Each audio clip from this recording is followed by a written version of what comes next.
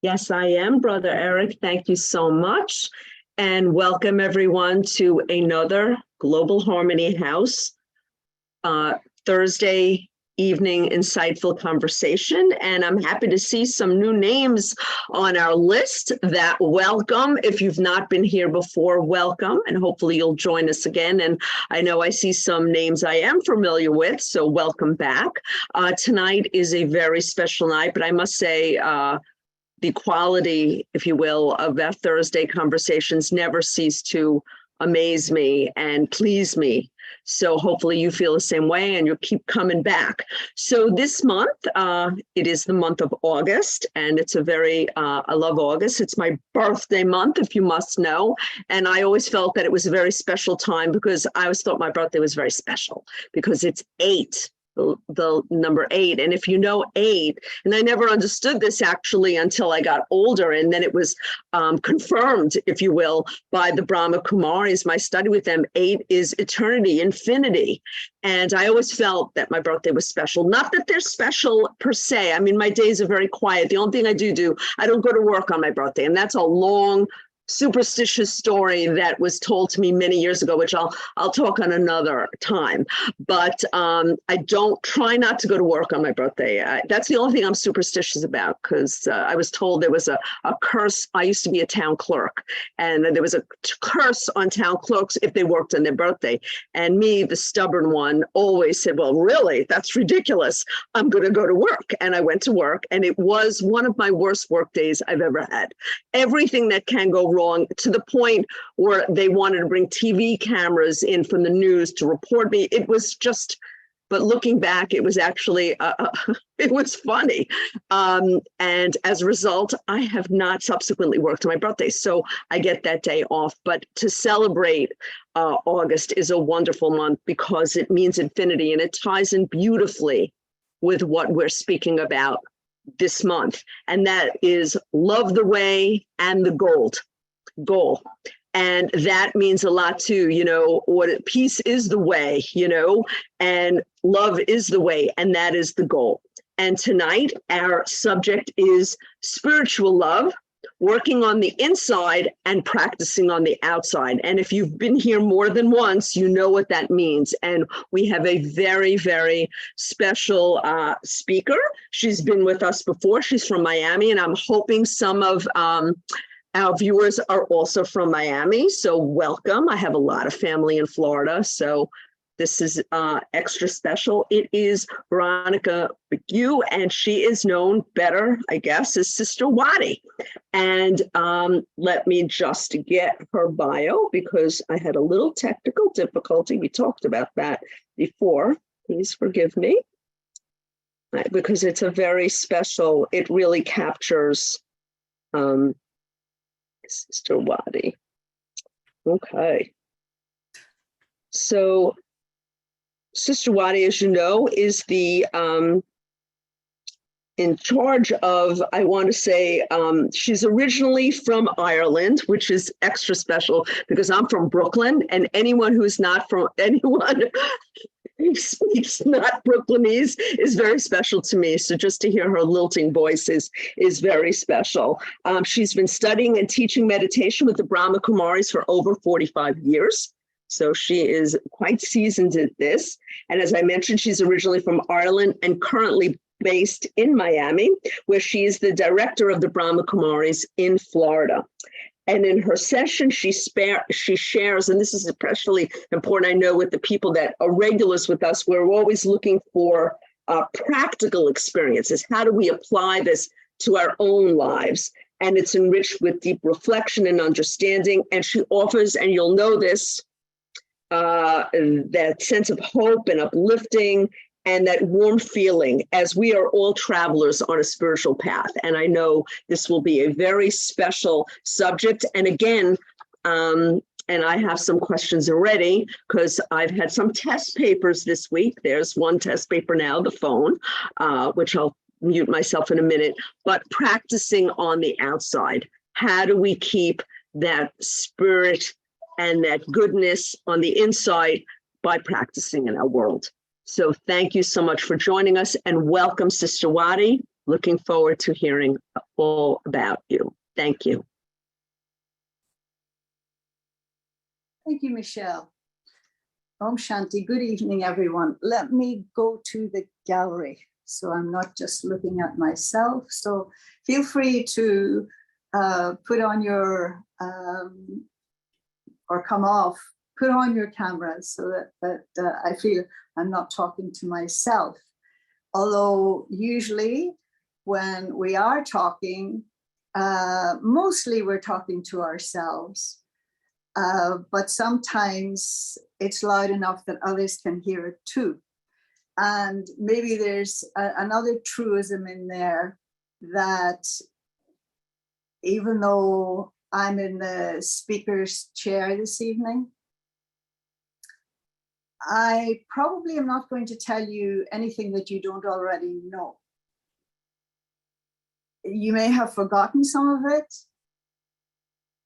Or it may be that it's something you know, but you've not really been able to hear yourself say it, but that you're more willing to have someone else say it. And therefore, I am not an expert speaker, and I certainly will not suggest that I am totally fluent in terms of, I think the overall topic for this month is something like unlimited love. I would be very vain to try and tell you that I am an expert in that field. Yes, I do know something about it because I have definitely, if you like, been granted, or even what do you want to say, by the grace of God, an experience of that.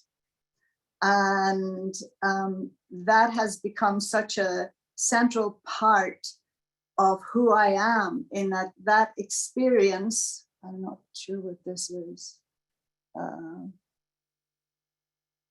It's saying something about, I hope I clicked the right thing there. You're doing great. Everything's fine. Thank you, Eric. But that is what has kind of informed my journey. And so we say that love is the way, and it's also the goal. Not the goal in the sense of an end destination, although that could be there too. But it's a destination every single day, isn't it? Maybe in every interaction, that love is both the goal of that interaction, that I'm enlarged by it, that the environment is better by it, that the other person feels that vibration too. So in very practical terms then, it is work. And I feel that I was given the experience, and this is sometimes how the divine works. It's not that you get the experience as a reward, but it is given openly and freely. And then whether or not I accept it and make some use of it is my choice in the matter. And so it's like, for example, we've all heard of people who have died as paupers, and it turned out that they had millions stashed away. So in other words, they never used it. And so then what is being given to me through the experience in meditation is so that I can use it and then become that very thing that was given to me. It's not because I had the experience of unlimited love or divine love that I automatically became that. No, it gave me the strength and the inspiration to work on that on a daily basis. So I'm wondering about your day today. As you looked around, did you see love? One thing, did you express love? Or did you see love? And for me, that's an important thing, is the inclination to look for signs of love rather than things to be fearful of. And so two things today. And one was something I read in the newspaper. She says, who reads newspapers? Actually, it was online, but it was, I don't remember which, maybe the Washington Post, I don't remember. But perhaps some of you read it too.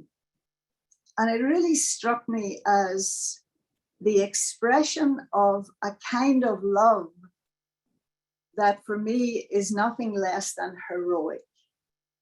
And it was to do with, you remember about 8 months or so ago, those of you that check in with the news, and I'm not advocating it, but 8 months ago, there was like a 6-year-old kid that wounded his teacher in the classroom. He shot a gun and he wounded the teacher. And only today am I seeing this additional part. It did not come out at that time. And so the story was of a colleague.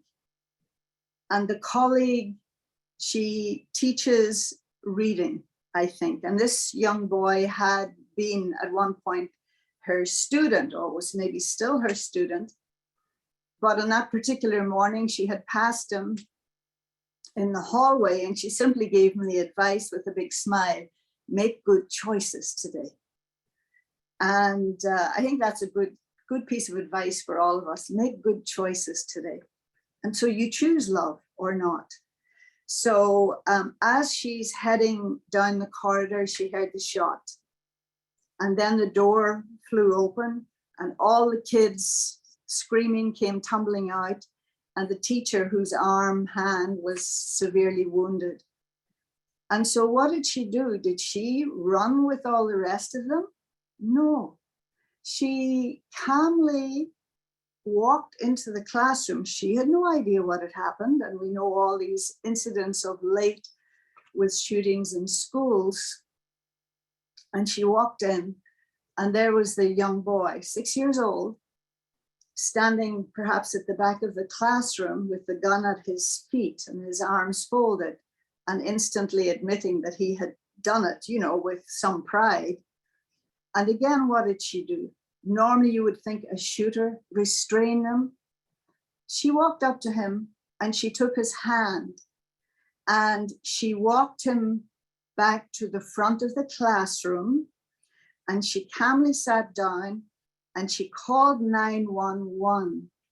And then she put the boy on her lap and she held him until, and she said it was only 3 minutes, but it felt like an eternity. And in which time he told her what exactly had happened from the day before until the first responders came.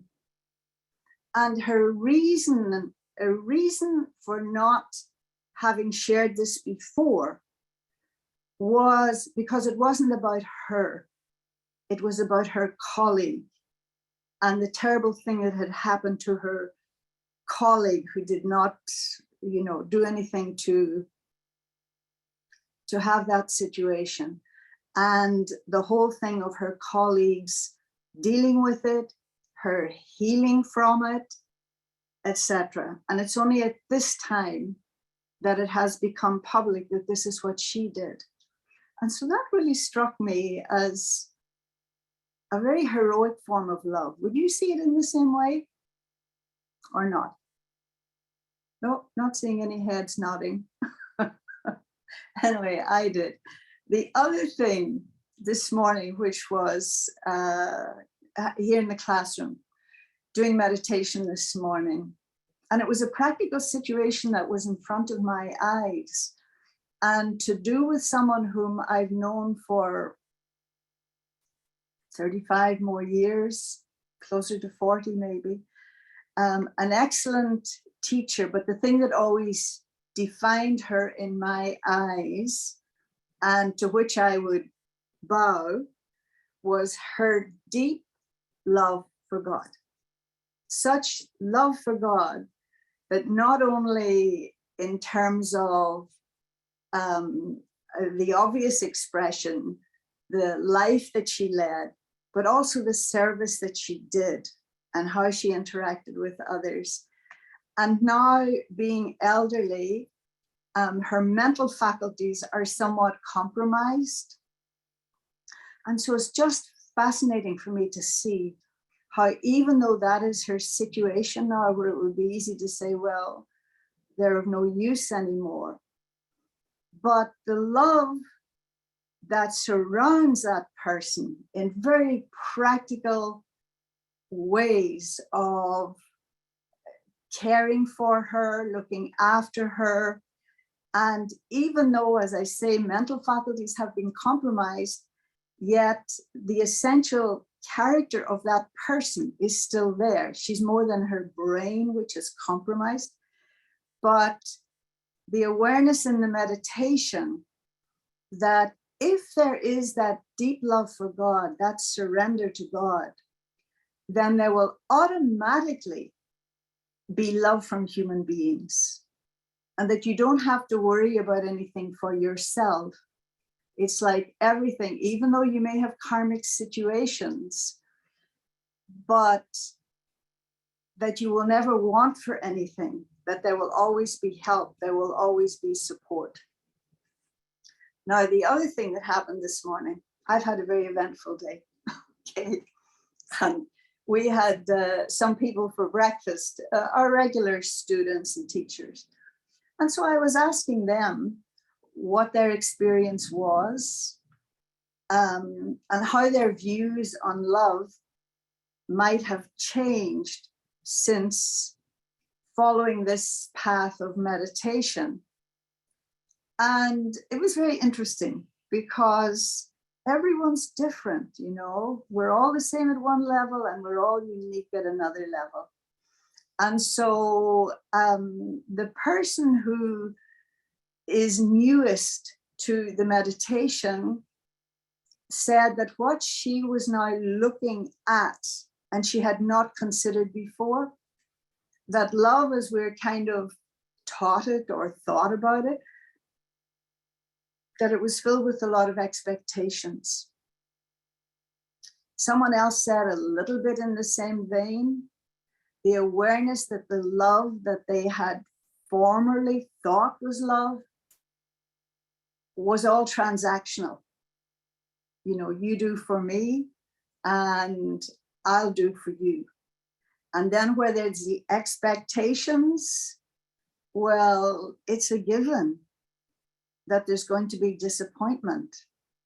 And so it might seem like a very simple thing, but often the expectations are such that there's an element of control in it, that I want you to do things that I want you to do. I want you to behave the way I want you to behave.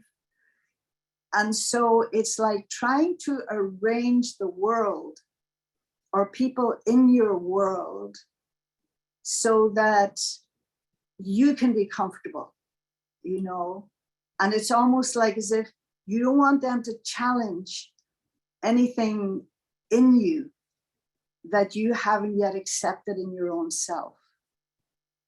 Whereas love, I think, should be always open to something more, something different.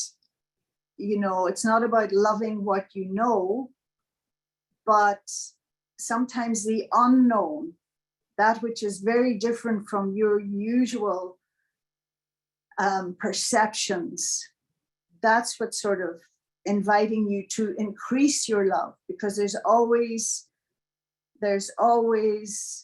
the opportunity to increase your love. No one on this earth can say, oh, I reached the max, I'm all loved out, I can't love anymore.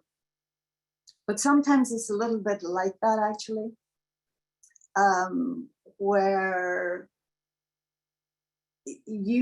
there's a saying, I think something like that we accept the love that we think we deserve, right? And if that's the case, then we also put a limitation on the amount of love that we're prepared to exhibit or give.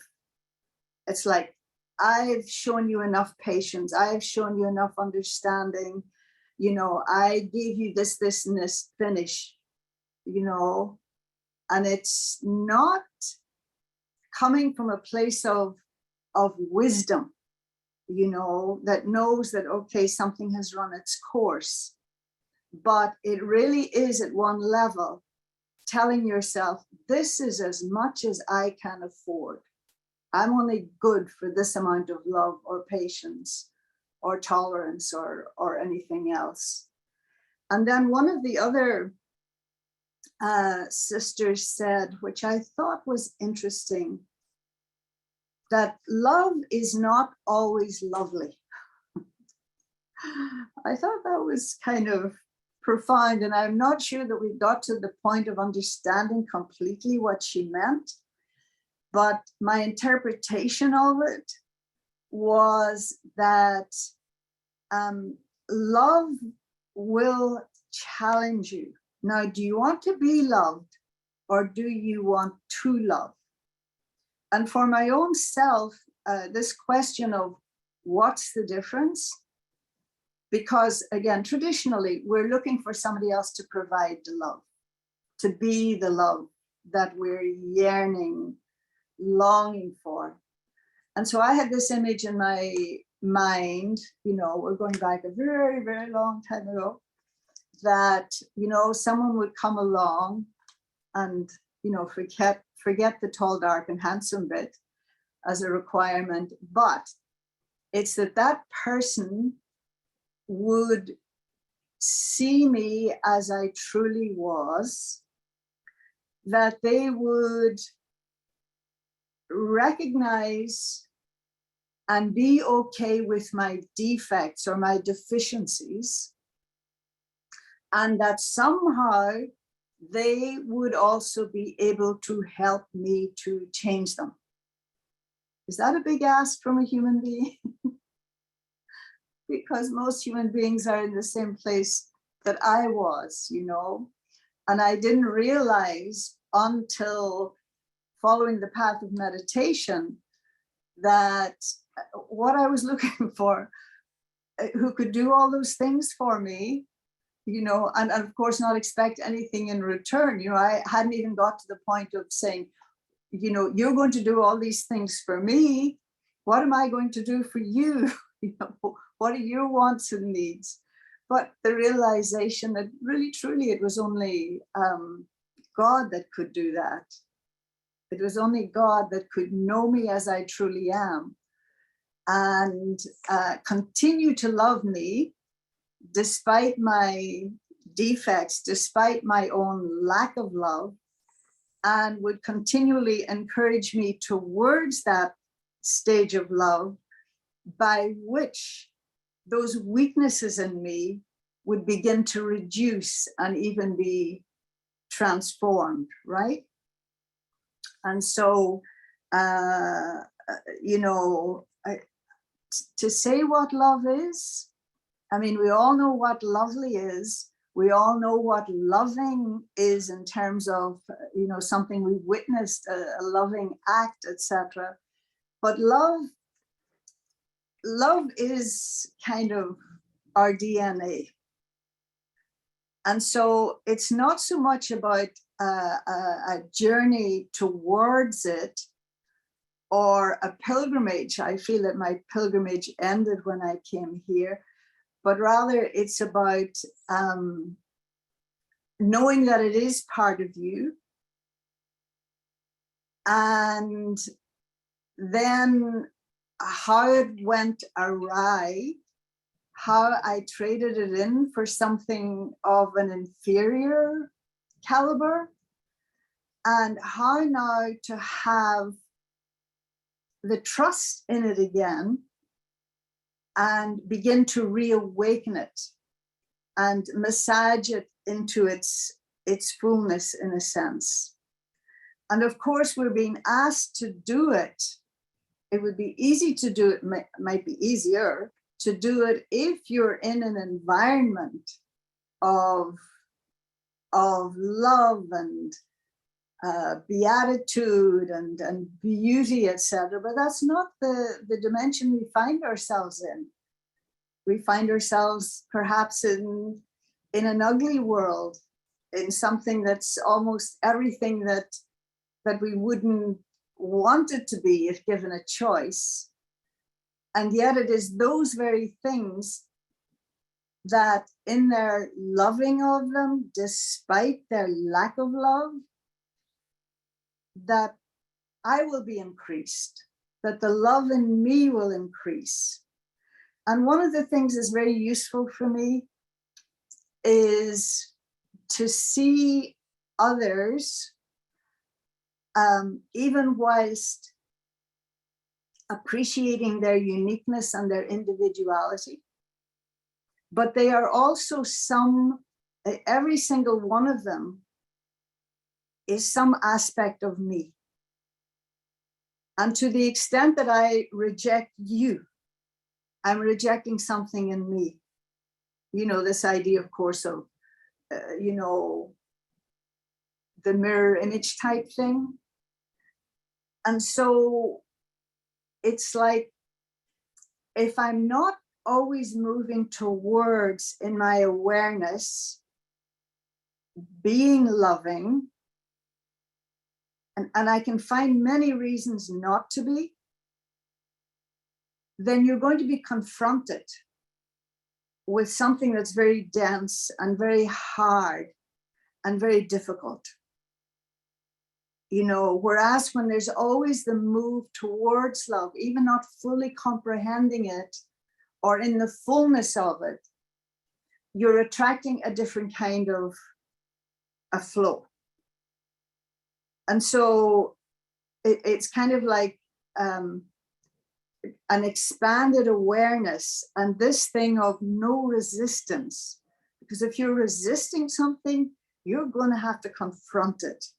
And the more you resist, the bigger the confrontation will be, you know. And so to see, we sometimes say, you know, the only thing that I have control over and that you can measure for your own self is your vibration, you know. And whatever is your level of vibration, then that's what you're going to attract to yourself. That's what you're going to magnetize, isn't it? And if I can't, you know, relate to others as, you know, sometimes I can't relate to others as spiritual beings. And that's often because of karma, right? That karma gets in the way. So who is going to give me a clean, clear image of myself and my potential for being that loving being? And of course, it has to come back to God, because, you know, God doesn't have any karma. God's the only one that is, you know, karma free. His information doesn't come from karma, doesn't come from, a lot of our information comes from lessons we've learned due to our karma or whatever else. And karma is still going to come, no doubt. But, you know, when there's that connection with the source, it won't take you away from yourself, you know. Your karma is there, but it'll be much easier. There's a lovely image that's often used here, that these situations will be like a thorn compared to a crucifixion, or it'll be like pulling a hair through butter, because of your intention to love, to be open to love. And of course, you know, I often see that love, like God, is constantly inviting us, you know, but do I RSVP? You know, yeah, I'm going to show up. No, sometimes we forget to show up, or we just ignore the invitation, because there's this transition. The big transition is from the security that we have learned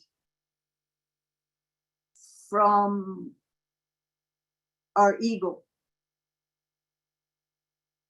In other words, thinking this is who I am. And rather the security and the trust that I can put in love, you know. And I sometimes seen folks wrestle with this.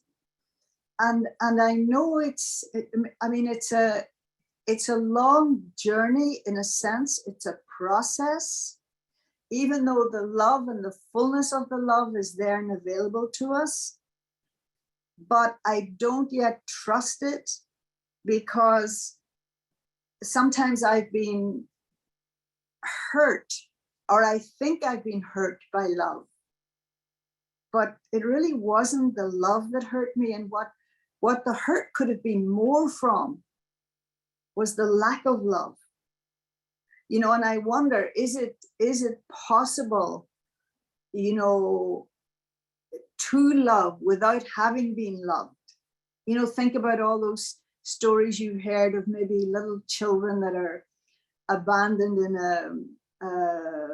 an orphanage or something, and nobody has the time to pick them up or to hold them or cuddle them or anything else. And it's almost like, you know, there's been no nurturing of them.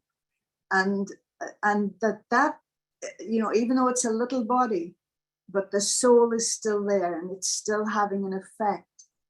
And so sometimes seeing this thing of not, even when someone is showing love, that you're just not trusting it and not reciprocating, you know, in the way that that you could. And so then being able to see sometimes, you know, the images that challenge that love in me, you know, what are the things that will make me justify, you know, not having love. And so the whole thing of meditation, of getting a different way of seeing myself, and intuitively knowing that that is my DNA, that love and wisdom and peace are all very much you know, a part of me.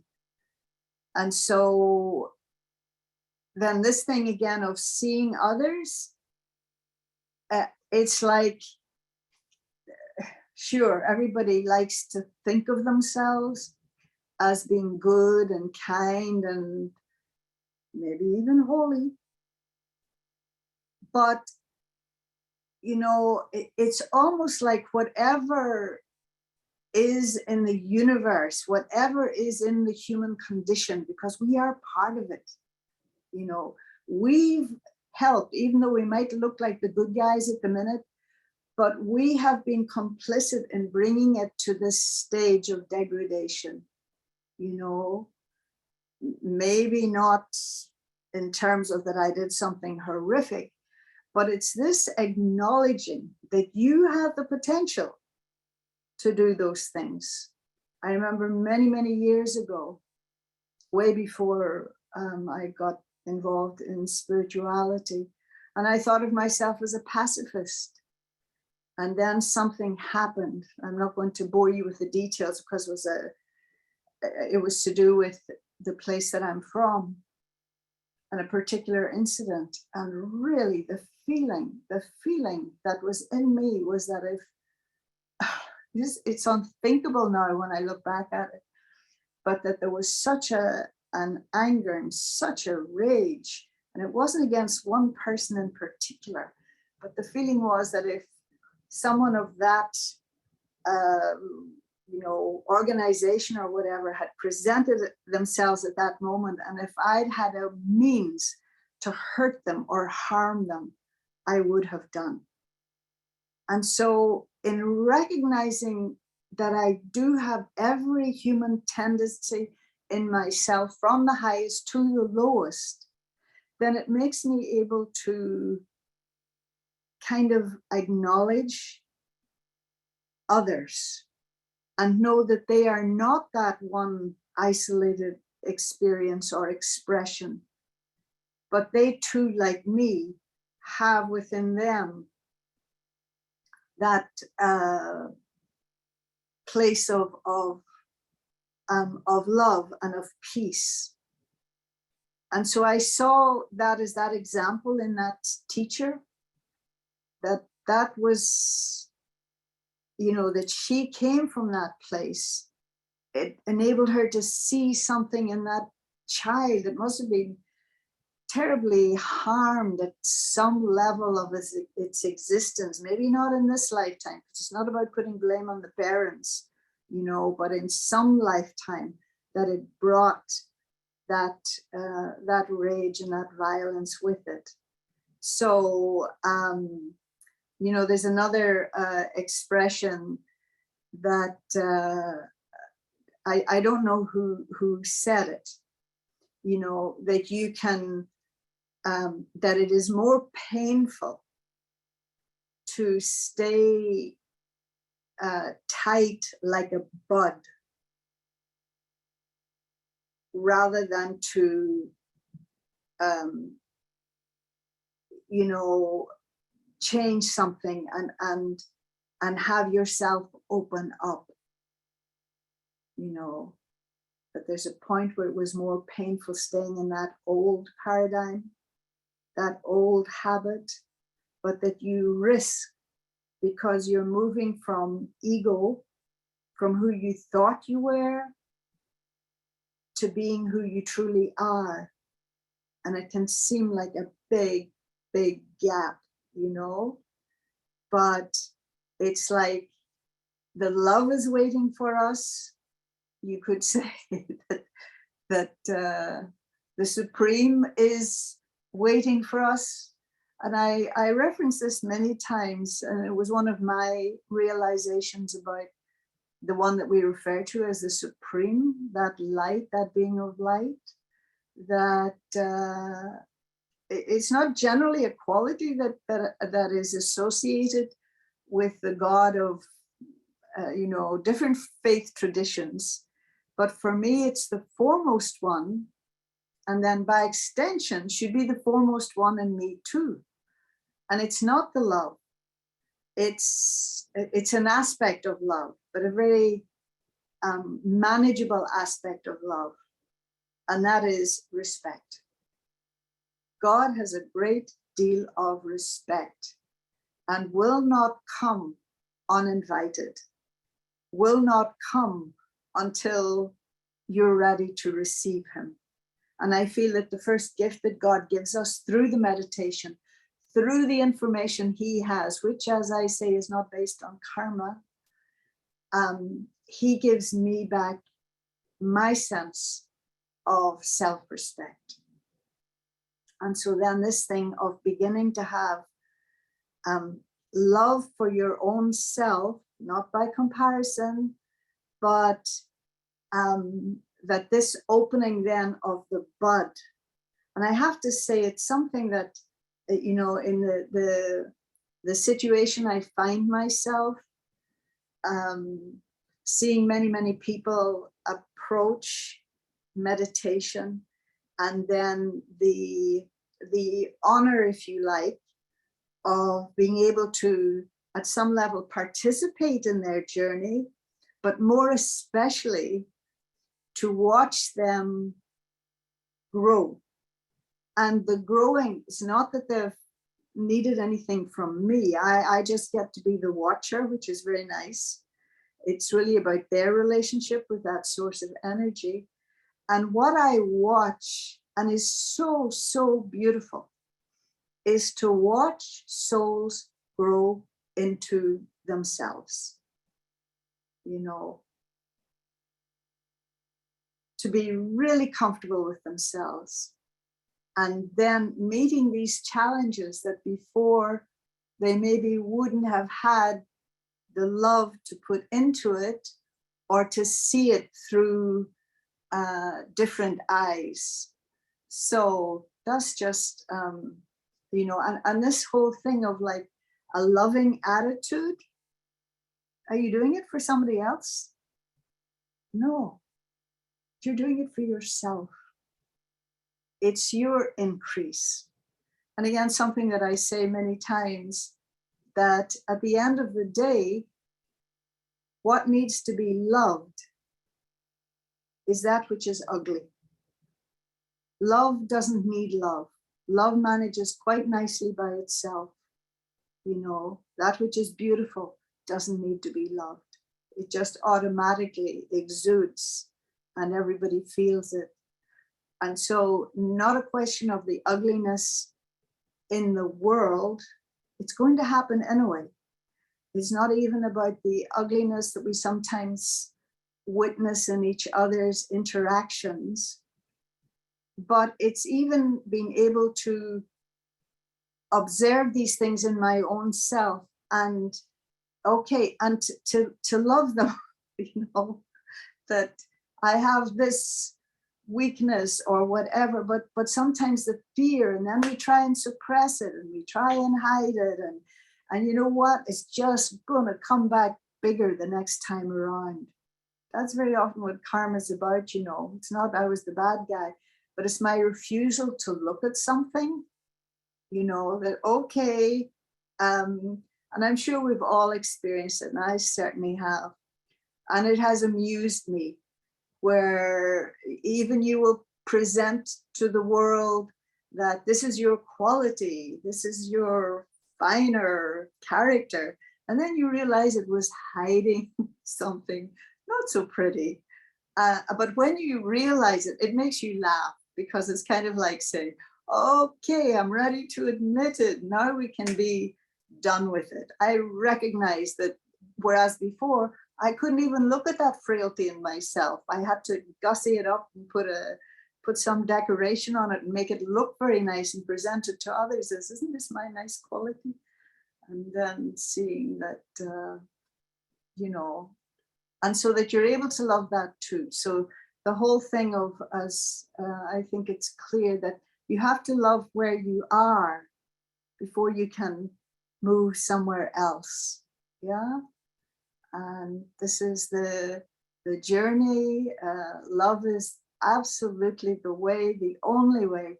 And it's only love as well, as far as I'm concerned, that purifies.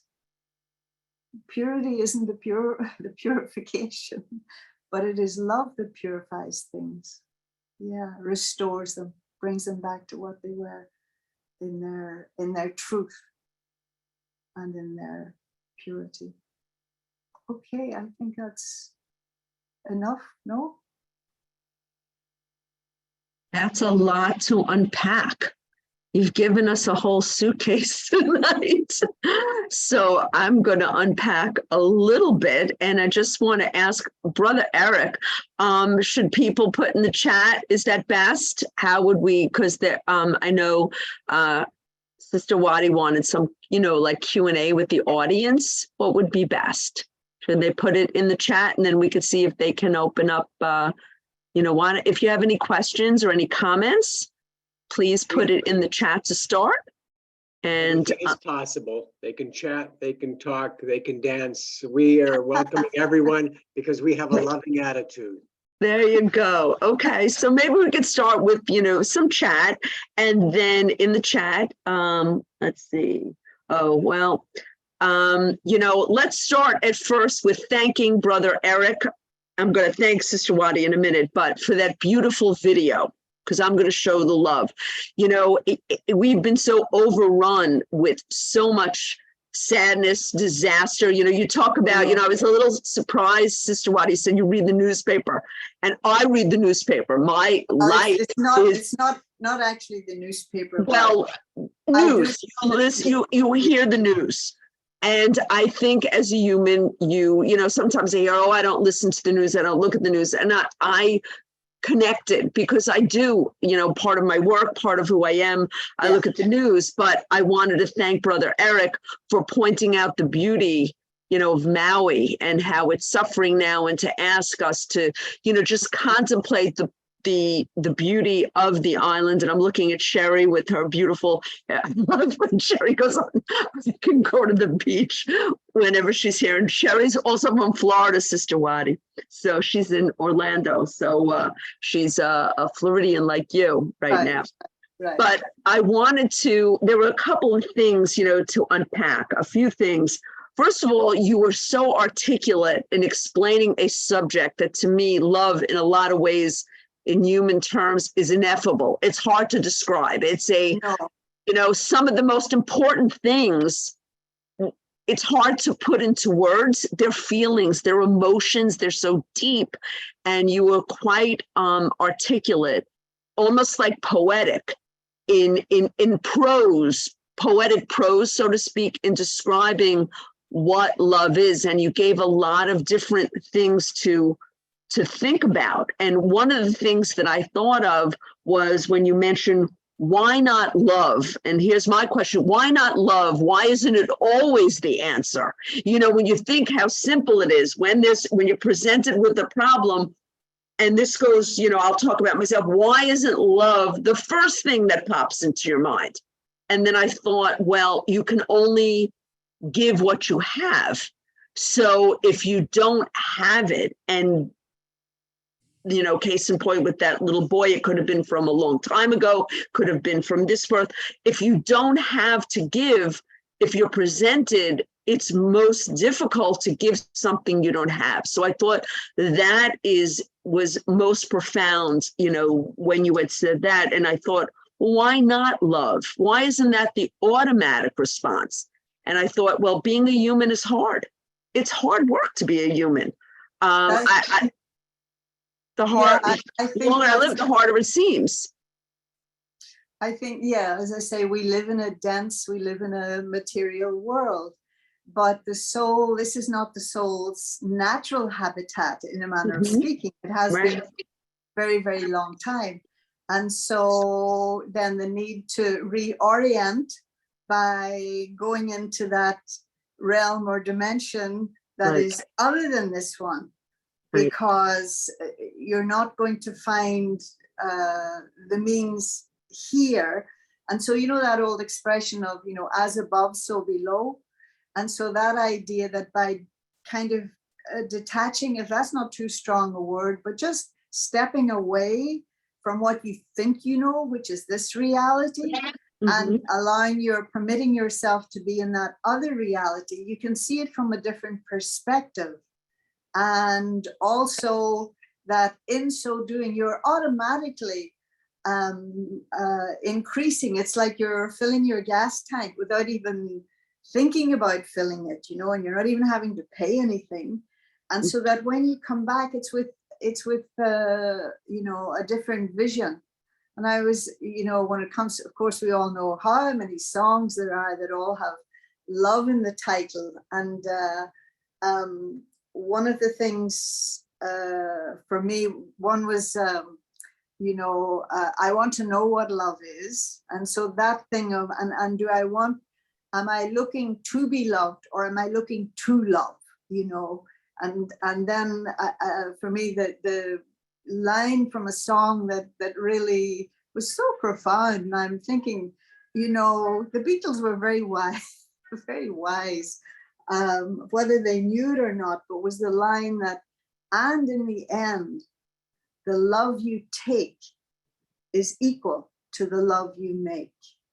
And so to the extent that you're willing to love, it'll just come back to you again, you know. It's the law. It's the law. It's Yeah. long. Well, that, I thought again, like poets, and you were most poetic in your prose. And I thought again that, poets describe love and speak of love, and songwriters, but for us, for myself, I can create poetry when I meditate. I may not have the words, but I have the thoughts. And when I'm in the zone, I call it my zone, I create poetry, because you don't need the words, but the visuals that you get are there in meditation. And we are poets when we meditate. And that's a gift that we can create. Thinking about it today too, that, space, that fine, we can talk about making space in a room for your meditation, but it's almost like as if you have a space, you have a personal space that is other than here, and that magic can happen in that space. And for me too, it would be thoughts that I hadn't had before. And this is, and again, when I think about love, that it really is something beyond. It really is something, it is that experience. It takes you beyond, even if this sounds kind of flat, but it takes you beyond limitations. And it may have been limitations that you yourself have created, but love is really, because you're down here, then the karma's at play, however, but in that dimension, you're beyond that sphere, and beyond those limits, and there's no longer the sorrow, there's no longer the duality, there's no longer the pull of this realm, this dimension. And so then to come back to it again. So it's about seeing yourself as beyond your role, beyond the part that you're playing. And when you come back again, then really, truly, it should be, affection should be there. I wish I could say it's always the case with me, but where there is the appreciation of the role of every single person that you come into contact with. It's not the bad guys and the good guys. Whatever's happening, there is a justice. And so not to get pulled into that duality, and that everybody's playing their part, whatever are the lines they have, they're playing them. Yeah. And so too, and I'm not seeing any, Brother Eric, are there any, I don't see in the chat, but there could be in the Q&A, or maybe you're seeing things I don't see. So forgive me, everyone, if I don't see your comments, if you're just enjoying the back and forth, because I don't want to hog this, because I can hog it. So I could talk about You're a Leo after all. I am a Leo. That I am. Hear me roar. You didn't tell us the date. You didn't tell us the date. Oh, because it's that special. Guess what date it is? Today? No, close. 8/8. I got double infinity. Really fantastic. So that, I don't like to brag, because I am so proud of that. Even when I was a little girl. So I say I'm 8/8. So I don't speak about it that much. And like I said, birthdays are birthdays. It's just another day. But the day itself, I always thought that, I got a kiss from God. He said, okay. I always, even as a little girl, I just love my day. And I think everyone thinks their birthday is special, and it is. I'm a numbers person, and certain numbers are very important to me because they know they're special. Right. I agree, but I love the expression. Have you ever asked yourself, I'm all loved out? I never heard of that. I'm all loved out. I got no love left. Yeah, I'm going to think about that. I'm all loved out. I have never heard that. I'm going to have to think about that, because it's actually not so. It's the opposite. But I love that. I'm all loved out. I'm going to have to think about that. I think it's an impossibility for me. I No, hope others feel no. the same way. You're not loved out. There's plenty there. So I thought that was a wonderful, and But people really do decide if they can afford it or not. right. They're like miserly in there. Oh, Sushil, you have something? You're raising your hand. Thank you. Please. It was so enjoyable, sister. Thank you, Michelle. Thank you, sister. And thank you, Eric, for beautiful evening. I posted the some questions, but they went to BK Miami meditation. I didn't realize that I should click on everyone, but I'll read it to you. The first was, of course, the beautiful talk. And sister, from the last point you mentioned, love purifies purity. How about if you are not pure, how can you love? So love to me becomes a little clouded if you are not pure. The moment you become pure, you become ocean of love. Yeah, but you can't become pure without love. Without love. So it's kind of a... Remember we said the way and the goal? Yeah. And so purity by itself, you can't just emerge purity, but love I can do on a daily basis. Love in the form of kindness, love in the form of respect, love in the form of support, acknowledging, trusting, all of those things. These are all aspects of love. So many aspects, yeah. Yeah, and I feel it's love that starts. Yeah. And then, of course, you covered already, but I'll read my question since I posted it. Ego and other subtle human characteristics, such as low self-esteem, are the barriers to love and its dissemination. Love yourself before you can love others and other things. Yeah, I sometimes have a little problem with this idea of loving myself, or or loving others, because love to me is such a huge big topic. But as I say, I know the baby steps of it. I may not love you because I don't know you, because often it requires knowing.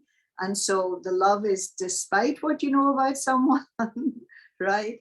But I do know how to give respect. I do know how to be kind. I do know how to be considerate. And so in that way, and so it's like affording that same thing to myself. And like I had an experience over the weekend. I was somewhere else, and just very quickly, and two incidents of people sharing with me of how, because of messages that got as children, that they weren't worth very much, they weren't good enough or whatever. And here they were now, like in their coming up to 70. And that message was still, and they only told me after they had an experience in meditation that brought them to tears, that experience of God wiped all of that out, but that was how they lived their life for those 70 years, with that thing of not feeling good enough.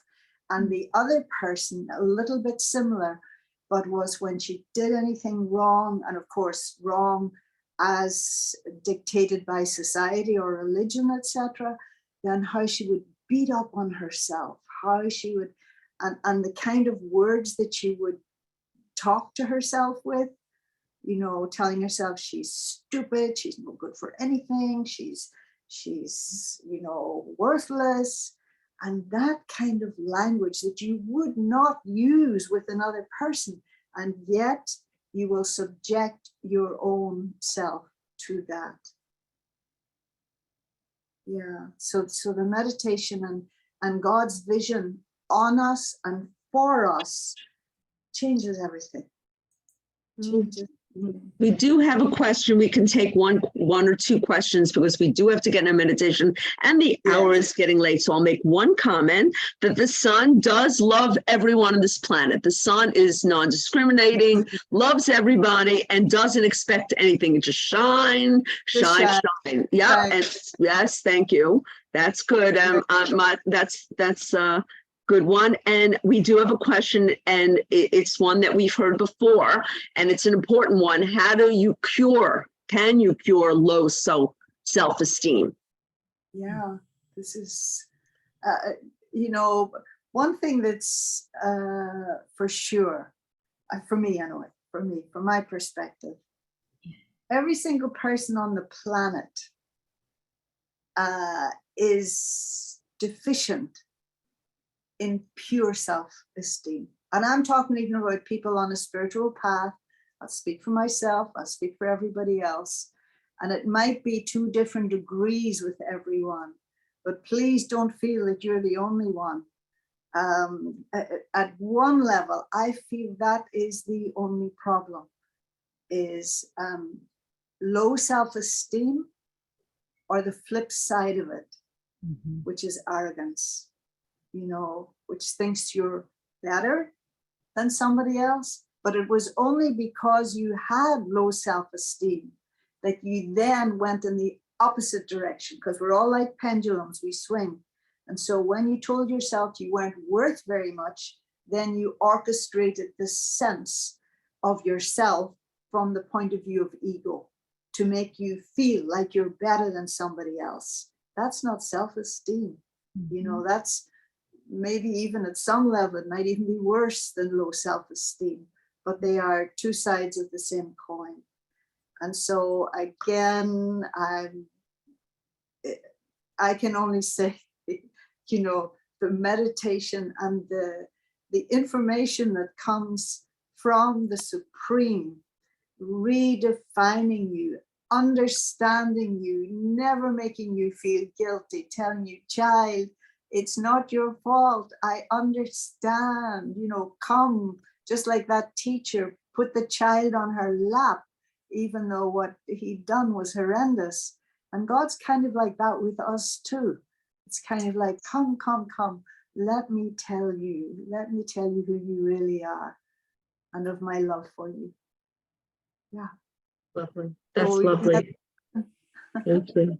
So we are going to ask you, as we ask everyone, Sister Waddy, thank you so much, to tie it up in a pretty bow for us and do a brief, hours late meditation, and then stay just for a few announcements if you can at the end. Thank you. Okay. Yes, thank you. Waiting for it to go back to the gallery. Thank you. We're good. We're good to go. Okay. Let me see some of you. Oh. Whoa. The meditation, the request, not from outside of yourself, but from inside yourself, is to drop the mask. It served its purpose in the absence of something better. Now it's time to let it go, even if only for moments. And try this one instead.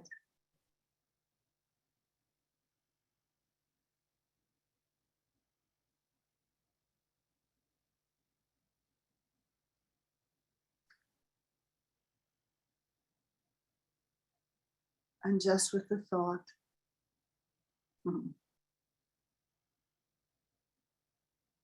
it's as if everything drops away.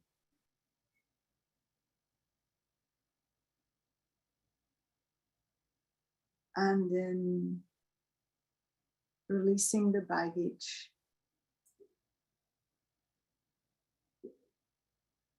There's a lightness that comes.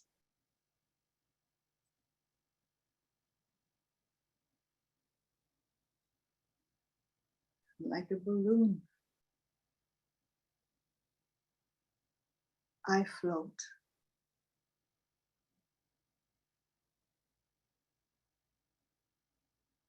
Not anchored to anything on this dimension, not to my recent past or thoughts of the future. Floating free.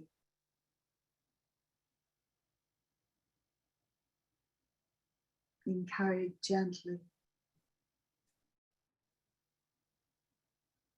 by a breeze. And the breeze is whispering, I am peace. I am peace. And that peace holds me and carries me. And another field opens.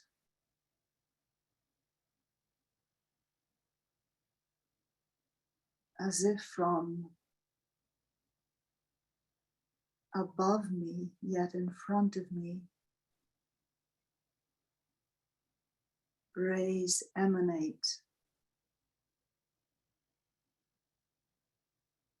and then struck. And the radiance is of light and of love, gently drawing me towards itself. And I am enfolded and reminded, this is who I am too. I am light.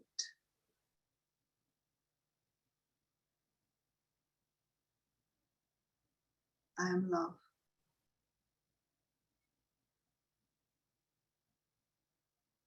I love.